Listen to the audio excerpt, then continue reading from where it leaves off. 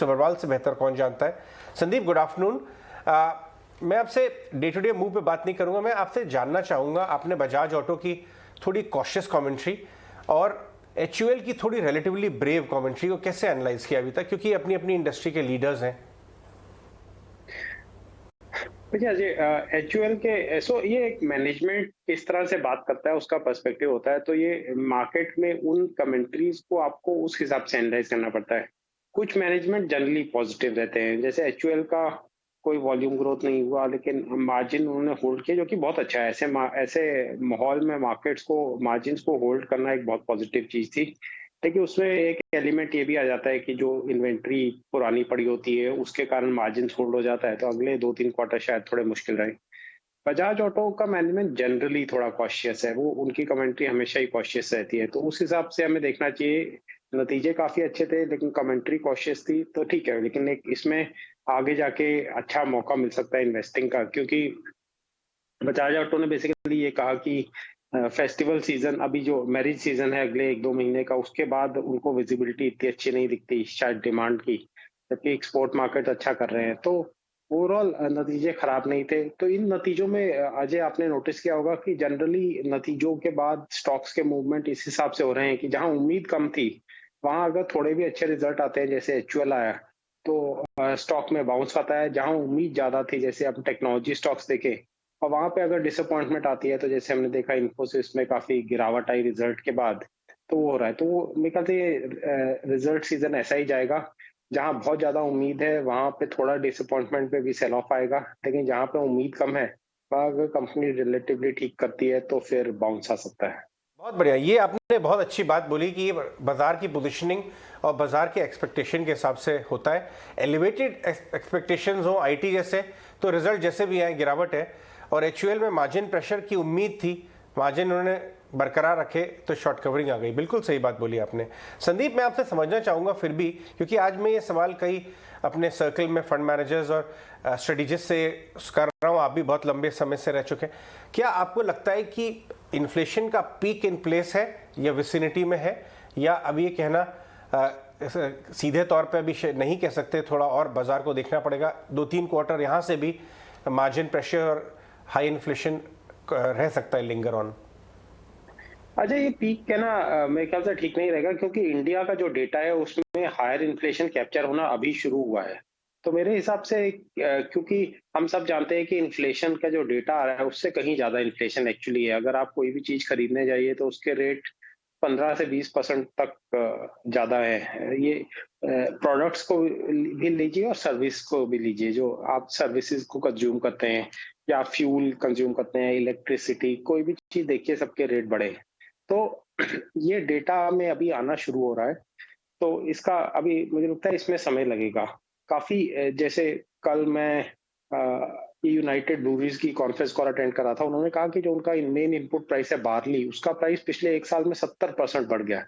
तो ये कंपनीज धीरे धीरे पास ऑन करती हैं प्राइसेस, तो ये पीक इन्फ्लेशन अभी कहना मेरे हिसाब से सही नहीं रहेगा। मुझे लगता है कि इन्फ्लेशन अगले 1-2 क्वार्टर में अभी भी ऊपर जाएगा। और बड़ा फैक्टर इसमें यह रहेगा कि federal reserve, US federal reserve और यूरोपियन सेंट्रल बैंक की पॉलिसीज के जो लिक्विडिटी विड्रॉल होंगे या इंटरेस्ट रेट जब वो बढ़ाएंगे, उस पे कमोडिटी मार्केट्स कैसे रिएक्ट करते हैं। तो अगर कमोडिटीज में अच्छी खासी फॉल आती है तो हम सोच सकते हैं कि अगले साल इन्फ्लेशन थोड़ा मॉडरेट कर जाए। लेकिन ओवरऑल ग्लोबल कमोडिटीज में फॉल आना बहुत जरूरी है, नहीं तो इन्फ्लेशन पे कंट्रोल इतनी जल्दी आना मुश्किल है। Good afternoon Sandeep. बिल्कुल, ये जो आप बजाज ऑटो की भी बात कर रहे थे, पूरे ऑटो स्पेस पे अगर आपका एक बार व्यू समझना चाहें कि आप किस तरह से रीड कर रहे हैं। हम देख रहे हैं स्पेस काफ़ी बजिंग है। एक तरफ एक व्यू अगर टू व्हीलर स्पेस से आता है, उन्हें गाइडेंस भी कमज़ोर देता है बजाज ऑटो, लेकिन एक तरफ आप अगर पैसेंजर व्हीकल्स की बात करें तो वहाँ पेंडिंग डिमांड्स है, पेंडिंग लिस्ट पड़ी हुई है, तो ये भी कंसर्न निकल कर आता है। तो यानी कैसे देखना चाहिए इस ऑटो के पूरे स्पेस को, आप कैसे फोकस कर रहे हैं? ऑटोज में हम लोग होल्ड कर रहे हैं महिंद्रा इस समय, क्योंकि मुझे लगता है कि उनका जो ऑटो सेगमेंट में उनके जो नए SUVs के लॉन्च है, XUV 700 या फिर 1-2 और जो उनके प्रोडक्ट्स आए थे, वो सब का रिस्पांस काफी अच्छा है, तो उनका डिमांड सिनारियो काफी स्ट्रांग है। ट्रैक्टर्स पिछले कुछ महीनों में थोड़े वीक रहे हैं, लेकिन थोड़ा रूरल इकोनॉमी में रिवाइवल की अब उम्मीद आ रही है। तो क्योंकि जिस तरह से एग्री कमोडिटी के प्राइस बढ़े हैं, थोड़े इनकम लेवल्स अच्छे रहेंगे रूरल एरियाज में, और मुझे लगता है ट्रैक्टर के डिमांड में रिवाइवल आने के चांस है। तो और उसका वैल्यूएशंस भी सस्ते हैं। दूसरा, कुछ समय पहले 7,000 के आसपास हमने मारुति में भी इन्वेस्ट किया है, क्योंकि फाइनली उनके मैनेजमेंट ने रिकॉग्नाइज किया है कि इलेक्ट्रिक ईवी एक रियलिटी है फ्यूचर के लिए, तो उसमें इनको इन्वेस्ट करना पड़ेगा। अब तक ये था कि वो लोग डिनायल में थे कि ईवीज में हम नहीं जाएंगे ज्यादा अभी के लिए, लेकिन जब उनमें रियलाइजेशन आई है, वो मार्केट लीडर है, तो मुझे लगता है कि वो अच्छा करेंगे। टू व्हीलर्स में मैं अभी भी कॉशियस रहूंगा, क्योंकि वेज ग्रोथ इतनी ज्यादा अच्छी नहीं है डोमेस्टिकली। टू व्हीलर्स के प्राइसेस बहुत बड़े हैं, और हाई फ्यूल प्राइसेस का इम्पैक्ट टू व्हीलर सेल्स पे ज्यादा होता है, ज्यादा rather than four wheeler sales. और जब अगर रेट्स भी बढ़ते हैं तो उसका इमीडिएट असर टू व्हीलर्स पे ज्यादा रहता है रादर देन फोर व्हीलर्स। मैं कहूंगा कि टू व्हीलर स्पेस पे अभी भी मैं थोड़ा कॉशियस रहूंगा। संदीप, आपने बहुत अच्छा चुना M&M को टाइम पे। उन्होंने नॉट ओनली अपने यूवी डिवीजन में वापस से मार्केट शेयर गेन किया है, जैसे टाटाज ने किया, टाटा मोटर्स ने भी पैसेंजर में अपना मार्जिन गेन किया है, मार्केट शेयर। बट XUV 700 का जो मैंने तो वाकई पर्सनली ड्राइव भी करके देखी है, बहुत अमेजिंग वैल्यू वो 25 लाख में ऑफर कर रहे हैं उसके कंपैरिजन में उनके कंपेटिटर्स के, तो वाकई में वो रिफ्लेक्ट कहीं ना कहीं हो ही रहा है। मैं आपसे रिफाइनिंग स्पेस के बारे में बात करना चाहूँगा। चेन्नई पेट्रो के रिजल्ट अभी भी आए, स्टॉक सर्किट पे था, और कुछ दिन से पूरा रिफाइनिंग स्पेस बज कर रहा है। रिलायंस को भी इसका फायदा मिलता हुआ आज 2850 की तरफ। ये एक डिसरप्शन लेड रिफाइनिंग सर्ज आपको दिख रहा है, या ये एलिवेटेड रह सकता है कुछ समय तक रिफाइनिंग स्पेस?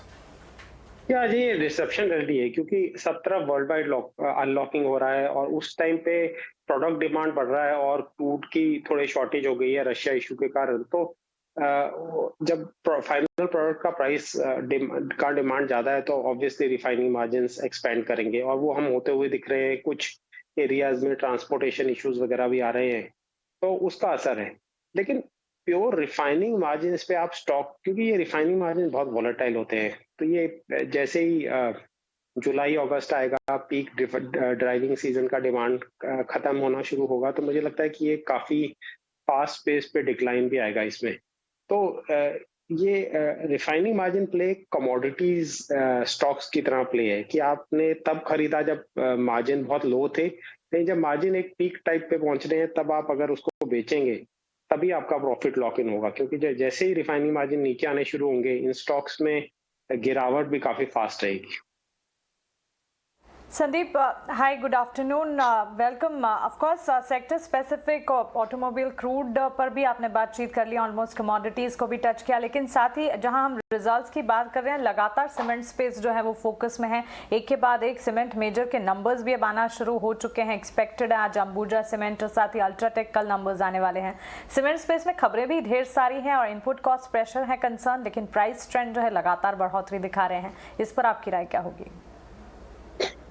आपने एक तरह से सारे ही पॉइंट्स कवर कर दिए इसमें।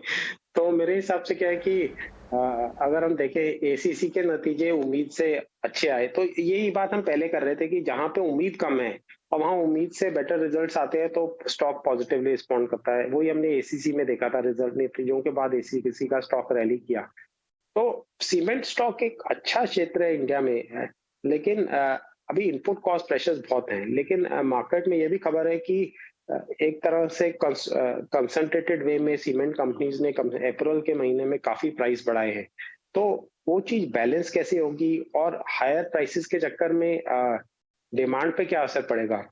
क्योंकि कुछ कॉन्ट्रैक्टिंग कंपनी से जनरली मेरी बात हो रही थी, वो काफी लोग तो अपने जो प्रोजेक्ट्स है उनको कह रहे हैं कि हम थोड़ा स्लो डाउन कर देंगे या स्टॉप कर देंगे, क्योंकि हमने बिडिंग की थी एक पर्टिकुलर रेट पे और गवर्नमेंट कॉन्ट्रैक्ट्स की, और अभी प्राइसेस इतने बढ़ गए हैं कि हमें वो एस्केलेशन मिलेगा नहीं। तो काफी सारे फैक्टर्स होते हैं इस पे कंसिडर करने के लिए। ओवरऑल मैं कहूंगा कि 2-3 साल के व्यू से सीमेंट क्षेत्र अच्छा है। नियर टर्म में मुझे लगता है अगले 1-2 क्वार्टर्स में प्रॉफिट मार्जिन पे स्क्वीज और भी ज्यादा हो सकता है, क्योंकि काफी बढ़ावत जो इनपुट कॉस्ट में हुई है वो पिछले क्वार्टर में भी हुई है। और जैसे पुरानी इन्वेंट्रीज खत्म होगी तो अगले 1-2 क्वार्टर में और मॉनसून सीजन में डिमांड भी कम होती है। तो थोड़ा मुझे लगता है कि सीमेंट सेक्टर अगले 3-6 महीने के लिए मुझे इतना इन्वेस्टमेंट के हिसाब से इतना ठीक नहीं लग रहा, लेकिन लॉन्गर टर्म ठीक है।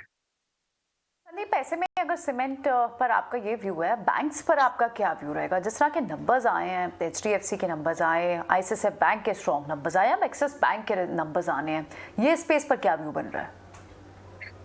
देखिए, इसमें भी ऐसे सेम है। HDFC बैंक के एक्सपेक्टेशन ज़्यादा थे तो नतीजे थोड़े कम आए तो स्टॉक ने नेगेटिवली रिएक्ट किया। ICICI के बैंक नतीजे अच्छे थे, उसके बावजूद स्टॉक में ज़्यादा रैली नहीं हुआ क्योंकि वो एक मार्केट वीक था उस समय आया। लेकिन ICICI मुझे लगता है काफ़ी वेल प्लेस्ड है। बजाज फाइनेंस के एक्सपेक्टेशंस बहुत हाई थे तो थोड़ी डिसअपॉइंटमेंट हुई तो स्टॉक में गिरावट आई। तो एक्सिस बैंक का भी मुझे लगता है कि एक्सिस बैंक वैल्यूएशन वाइज अभी भी सस्ता है। तो अगर वो थोड़े उनके पॉजिटिव नतीजे आते हैं और आउटलुक वो लोग डिसेंट देते हैं तो मुझे लगता है इसमें अभी भी वैल्यू है। संदीप, शुक्रिया आपका हमारे साथ जुड़ने के लिए, बाजार पर अपना नजरिया बताने के लिए और सेक्टर स्पेसिफिक भी हमसे बातचीत करने के लिए।